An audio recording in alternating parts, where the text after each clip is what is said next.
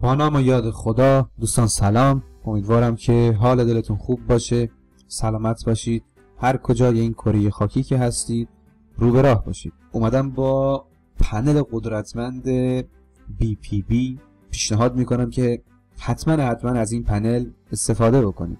امروز قراره که با هم بریم کانفیگ های این پنل رو ببریم پشت CDN فصلی. از سرعت و حالا کیفیت بالاتری برخورداره و یه جورایی هم میشه گفت که ضد فیلتر میشه. حالا من وقتتون رو بیشتر از این نمیگیرم، میریم مستقیم سراغ کارمون. قبل از اینکه بریم سراغ آموزش، لایک، کامنت، سابسکرایب و اون زنگوله بغل رو هم بزنید که اگر ویدیو جدیدی توی چنل آپلود شد از دست ندید. من پنل آپدیت کردم به نسخه 2.6.7 که نسخه پری ریلیز هستش که حالا شما میتونید برید توی گیت هاب سازنده اینجا و توی قسمت ریلیز آخرین نسخه‌ای که الان اومده 2.6.7 هستش. خب همونطور که میبینید توی این نسخه آپدیت خیلی قوی داده.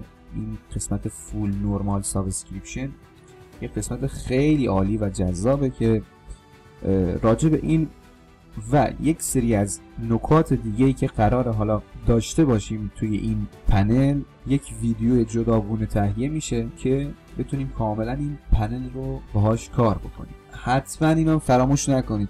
اگر به گیت هاب این سازنده اومدید حتما این استار بالا سمت راست رو بزنید و به این دوست عزیزمون استارز بدید و دوستانی هم که از دستشون برمیاد میتونن مبلغی رو حالا به دلخواه به این دوست عزیز دونیت بکنن، حمایتی بشه در جهت روند این پروژه. حالا آپدیت کردن اینم خیلی ساده است. آپدیت کردن پنل ما قراره از طریق ورکر بیایم این کار رو انجام بدیم.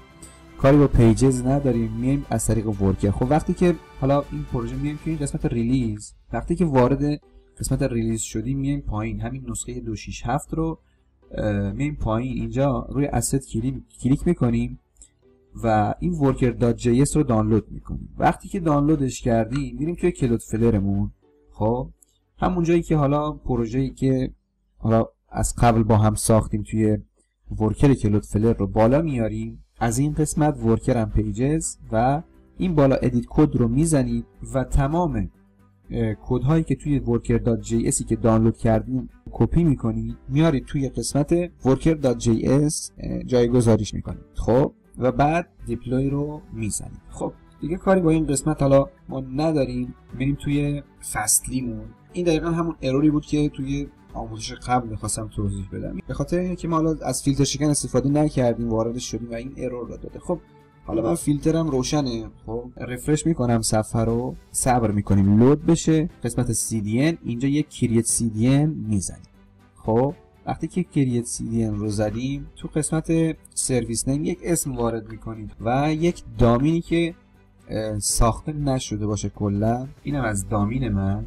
اوکی. تو قسمت هاست نیم باید اون دامنه کلود فلر، اون دامنه ورکرمون رو کپی بکنیم به این صورت، فقط دامنه خالی، و توی این قسمت جایگذاریم. توجه داشته باشید که اسلش و HTTPS قبلش نباشه و اکتیو رو میزنیم. خب اکتیو رو که زدیم سمت چپ قسمت ستینگ کلیک میکنیم، میریم پایین که وب سوکت رو روشن کنیم. اینجا گزینه وب سوکت رو تیکش میزنیم که روشن بشه و بعد میایم بالا این قسمت ادیت کانفیگوریشن رو میزنید و یک کلون میسازیم از اینجا کلون رو کلیک میکنیم، منتظر میمونیم که ساخته بشه. اوکی ساخته شد. خب میریم پایین قسمت VCL اسنیپتس. خب این قسمت وارد میشیم. خب وارد قسمت VCL اسنیپتس که شدیم میریم بالا اینجا create your first VCL. خب اینجا کلیک میکنیم و یک اسمی حالا بهش میدیم. من همین اسمی که اینجا هست رو میذارم.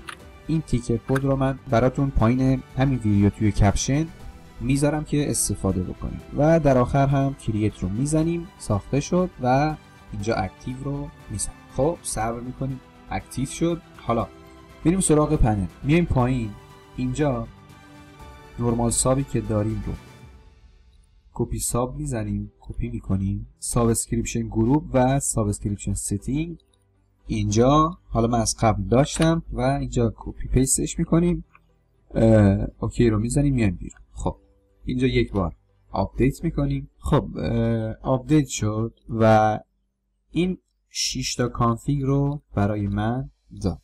خب حالا یه بار تست دیلی ازش میگیریم، کنترل آر میزنیم که ببینیم کانفیگون. بعد میبینید که همه کانفیگ ها کار میکنن.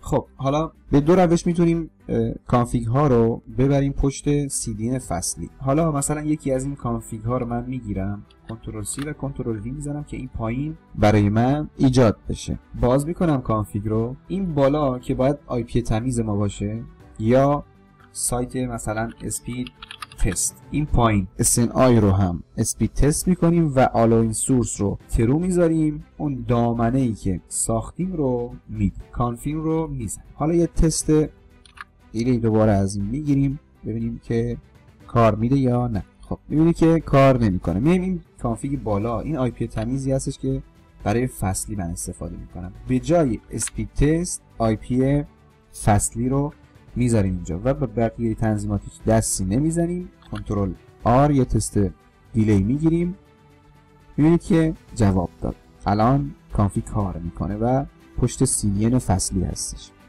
خب این از روش اول. روش دوم هم میایم توی پنل. خب از قسمت ویل استروجان، قسمت پایین اینجا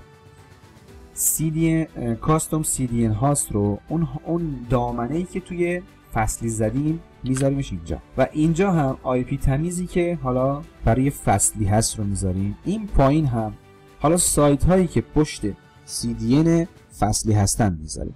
اسپید تست هست، پایتون هم هست و حالا سایت های دیگه ای که میتونید توی سرچتون برای خودتون پیدا بکنید. سایت های دیگه ای مثلا می‌نویسید وبسایت using fastly CDN، سرچ رو که زدی اینجا همین سایت اول یا خود سایت فصلی کاستومر، اینجا این سایت هایی هستن که پشت CDN فصلی قرار گرفتن. سایت های دیگه ای که میتونید بردارید و پشت کانفیگتون ست کنید. خب اینجا همین پایتون رو میذاریم و میایم پایین اپلی ستینگ رو میزنیم. خب تنظیمات ذخیره شد. میریم توی ویتوری N و اینجا یک بار آپدیت میزنیم. ببینید یک کانفیگ دیگه این پایین برای من اضافه شد، ویلس C.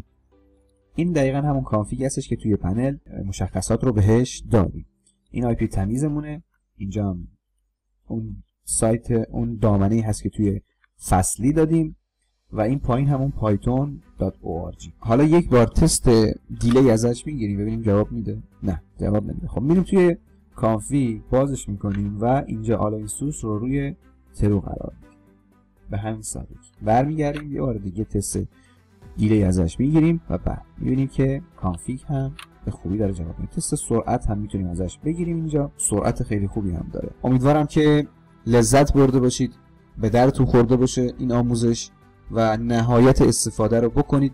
یادتون نره این پنل رو نصب بکنید، حمایت بکنید سازنده رو و همین. یه بار دیگه هم میگم لایک، کامنت، سابسکرایب و اون زنگوله بغل رو فراموش نکنید، بزنید حتما که اگر ویدیوی جدیدی توی چنل آپلود شد ازش باخبر باشید. شما رو به خدا میسپارم تا درود دیگر. بدرود.